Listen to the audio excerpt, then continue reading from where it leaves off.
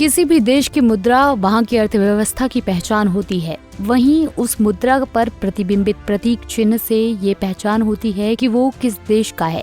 ऐसे में इन दिनों भारत देश में मुद्रा पर चर्चा तेज है। अब आप सोचेंगे कि क्यों, तो आपको बता दें कि इन दिनों हमारे देश में भारतीय मुद्रा पर छपे प्रतीक चिन्ह रुपए को लेकर एक अलग ही सियासी बवाल देखने को मिल रहा है। जहां तमिलनाडु सरकार ने अपने बजट के दौरान रुपए के आधिकारिक सिंबल को हटाकर तमिल भाषा के रुपए को, जिसे रुबे भी कहते हैं, उसके प्रतीक चिन्ह में बदल दिया है, जिसके बाद से ही पूरे देश की सियासत का राजनीतिक पारा हाई हो चुका है। बीजेपी सरकार लगातार तमिलनाडु के एमके स्टालिन सरकार को घेरने में लगी हुई है। वहीं बीजेपी ने रुपए के आधिकारिक चिन्ह का इस्तेमाल तमिलनाडु के बजट में न किए जाने को अपमान बताया है। ऐसे में ये विवाद अब दिल्ली से लेकर तमिलनाडु तक सियासी उफान को बढ़ावा दे रहा है। ऐसे में अब आपको विस्तार से बताते हैं कि क्या है पूरा मामला और कैसे तमिलनाडु राज्य में नया सिंबल जारी हुआ। वहीं ये भी जानेंगे कि किसने भारतीय मुद्रा के लिए प्रतीक चिन्ह के रूप में रुपए को दिया था। दरअसल तमिलनाडु राज्य इन दिनों काफी सुर्खियों में बना हुआ है। बीते दिनों जहां प्रदेश में 3 भाषा नीति को लेकर विवाद चल रहा था, वहीं अब इस मामले में तमिलनाडु सीएम स्टालिन ने एक ऐसा दांव खेल दिया है जिससे हर कोई सकते में आ गया है।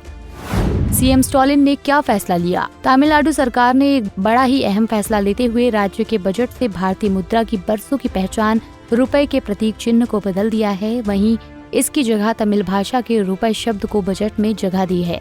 हालांकि रुपए के चिन्ह को ही भारतीय अर्थव्यवस्था में आधिकारिक चिन्ह माना जाता है। ऐसे में तमिलनाडु सरकार का ये कदम कुछ अलग होने के साथ ही नए विवाद को भी जन्म दे रहा है, क्योंकि भारत के इतिहास में ये पहली बार है जब किसी राज्य की सरकार ने आधिकारिक सिंबल को रिप्लेस किया हो।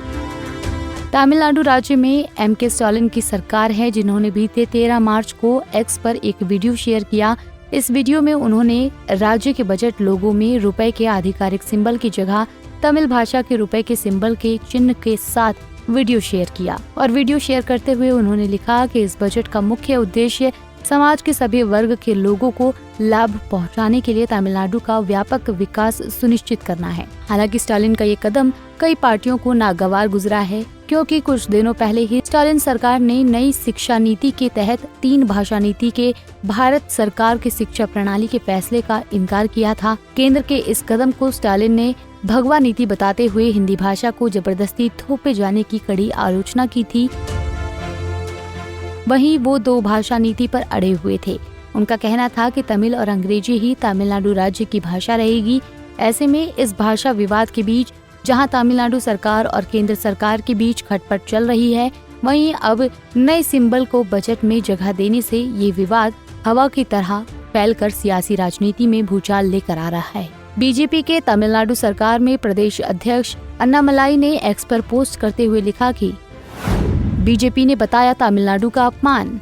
डीएमके सरकार ने 2025-26 बजट के लिए रुपए के चिन्ह में बदलाव किया है। रुपए का ये चिन्ह तमिलनाडु के व्यक्ति ने ही डिजाइन किया था, जिसे पूरे भारत ने अपनाया, जिसे भारतीय मुद्रा पर अंकित किया गया। उदय कुमार धर्मलिंगम ने रुपए का चिन्ह बनाया था, जो कि डीएमके के पूर्व विधायक के बेटे हैं।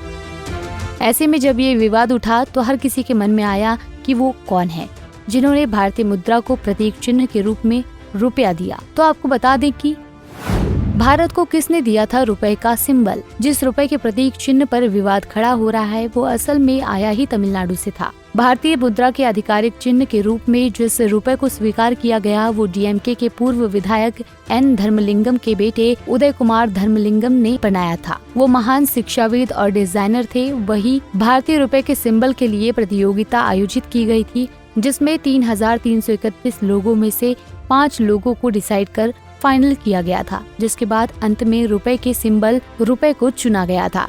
इस लोगो को देवनागरी लिपि के रा अक्षर और अंग्रेजी के आर कैरेक्टर को मिलाकर बनाया गया था, जो कि भारतीय तिरंगे से प्रेरित बताया जाता है।